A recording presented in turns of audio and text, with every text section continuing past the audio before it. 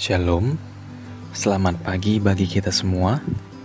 Berjumpa kembali pada sharing renungan firman Tuhan pada pagi hari ini. Semoga kita tetap sehat dan selalu dalam lindungan Tuhan dimanapun kita berada. Sebelum menikmati sharing renungan firman Tuhan pagi hari ini, marilah kita berdoa. Bapa yang baik, Bapa yang bertahta tinggi di dalam kerajaan surga, terima kasih ya Tuhan atas segala berkat dan kasih karunia-Mu yang masih boleh kami nikmati hingga pada pagi hari ini. Ya Bapa, sebelum melakukan segala aktivitas kami hari ini, sebentar kami mau membaca dan merenungkan firman-Mu.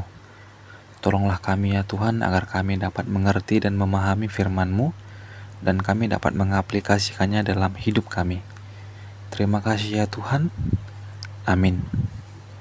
Renungan firman Tuhan hari ini terambil dari Matius pasalnya yang kelima, ayatnya yang ke-9. Begini firman Tuhan, "Berbahagialah orang yang membawa damai, karena mereka akan disebut anak-anak Allah." Melihat sekilas dunia di sekitar kita, maka akan terlihat jelas perdamaian tidak akan tercipta dengan sendirinya.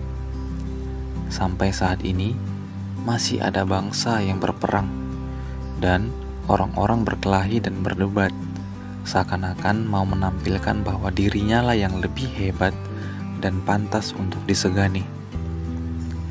Melihat pada diri kita sendiri, kita mungkin pernah mengalami beberapa hubungan pribadi yang dipenuhi dengan kepahitan, atau bahkan kita pernah mengalami penghinaan. Namun, kita sungguh bersyukur atas firman Tuhan yang telah disampaikan kepada kita, yaitu berbahagialah orang yang membawa damai, karena mereka akan disebut anak-anak Allah. Kita adalah anak-anak Tuhan yang telah ditebus oleh Yesus, maka tugas dan tanggung jawab kita adalah membawa damai. Mungkin yang kita alami adalah kepahitan, penghinaan, dan segala sesuatu yang mungkin membuat kita tidak nyaman menjalani kehidupan. Namun, itulah yang memang akan selalu kita hadapi. Sama seperti Yesus yang membawa damai ke dunia, mengalami banyak cemoohan, itulah yang akan kita terima. Karena Tuhan tidak pernah berjanji bahwa ketika kita mengikut Dia dan menjadi agen pembawa damai, hidup kita tidak akan pernah mengalami yang namanya kesusahan, penganiayaan, cemoohan, dan lain sebagainya. Namun, semua itulah yang akan kita hadapi sebagai agen pembawa damai di dalam dunia yang sudah bobrok ini. Agen pembawa damai adalah orang yang akan selalu menaburkan rasa damai dimanapun dia berada. Dan ini adalah sebuah kata kerja, sehingga kita tidak bisa hanya berdiam diri saja. Damai Kristus telah dianugerahkan kepada kita, dan karena itu, kita pun harus menjadi pembawa damai di segala situasi yang sedang dan yang akan kita hadapi. Mungkin kedengarannya seperti menyeramkan, dan seperti tanggung jawab kita terlalu besar. Namun, ketika kita menyadari bahwa kita adalah anak-anak Tuhan yang telah merasakan damai Kristus, maka secara spontan kita pun akan bisa menyaksikan damai itu kepada orang-orang di sekitar kita. Kita tidak perlu berpura-pura untuk menjaga tutur kata, sikap tingkah laku, dan semua yang ada pada diri kita. Karena memang hidup baru yang telah dianugerahkan kepada kita telah mengubah kita menjadi orang yang semakin serupa dengan Kristus.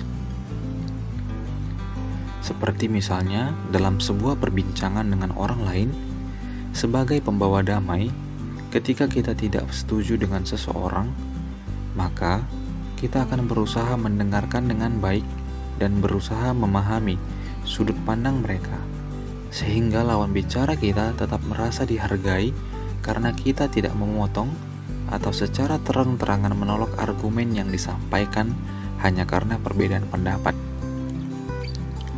Dan yang perlu kita lakukan juga adalah meminta pertolongan Tuhan agar diberikan hikmat melihat dengan benar apa jalan keluar yang harus diambil ketika menentukan sebuah keputusan dalam perbincangan tersebut. Kemudian, ketika berada dalam ruang lingkup perselisihan, misalnya ada teman kita yang berselisih, maka kita pun harus berusaha menjadi penengah bagi mereka yang berselisih dan mampu menciptakan perdamaian bagi mereka. Namun, tetaplah minta tuntunan Tuhan agar kita diberikan hikmat untuk tidak memberatkan salah satu di antara mereka, sehingga yang terjadi adalah perdamaian yang berlandaskan pada sikap saling menerima dan saling mengasihi. Namun, akan lebih banyak hal yang pastinya akan kita hadapi selagi kita masih hidup di dalam dunia ini. Akan banyak dinamika kehidupan yang pasti akan kita alami. Akan tetapi, seperti yang Yesus katakan, berbahagialah orang yang membawa damai karena mereka akan disebut anak-anak Allah. Maka, kita pun patut bersyukur karena Tuhan menyebut kita anak-anaknya, karena kita menjadi agen pembawa damai dan kita pun diberikan kebahagiaan dan juga damai sejahtera walaupun di tengah-tengah kondisi yang tidak membuat kita nyaman. Maka, marilah kita dengan setia menjadi agen pembawa damai Tuhan di dalam dunia ini, sehingga banyak orang yang dapat merasakan damai Tuhan dalam hidup mereka. Memang, tidak mudah untuk mengaplikasikannya, namun mintalah Tuhan menolong kita agar kita pun dimampukan untuk melakukannya bagi Tuhan selama kita masih hidup di dalam dunia ini. Amin. Mari kita berdoa. Ya Tuhan, terima kasih atas firman-Mu yang telah kami baca dan renungkan pada pagi hari ini. Ya Tuhan, tolonglah kami agar dapat hidup damai dengan orang lain. Sama seperti Engkau ketika orang-orang menyakiti, membenci dan mengolok-olok-Mu, Engkau tetap menunjukkan kasih, rahmat, dan damai kepada mereka. Dan Engkau mengundang kami untuk mengalami dan membagi damai-Mu yang sempurna. Ubahlah cara kami berpikir dan bertindak, ya Tuhan. Berilah kami kerinduan untuk menyebarkan kedamaian, bukan ketakutan, dan kasih, bukan kebencian. Terima kasih ya Tuhan. Berkatilah segala aktivitas dan pekerjaan kami hari ini, dan biarlah kami selalu dapat menyenangkan hati-Mu. Hanya di dalam nama anak-Mu Yesus Kristus, Tuhan dan Juru Selamat kami yang hidup, kami telah berdoa dan mengucapkan syukur. Amin.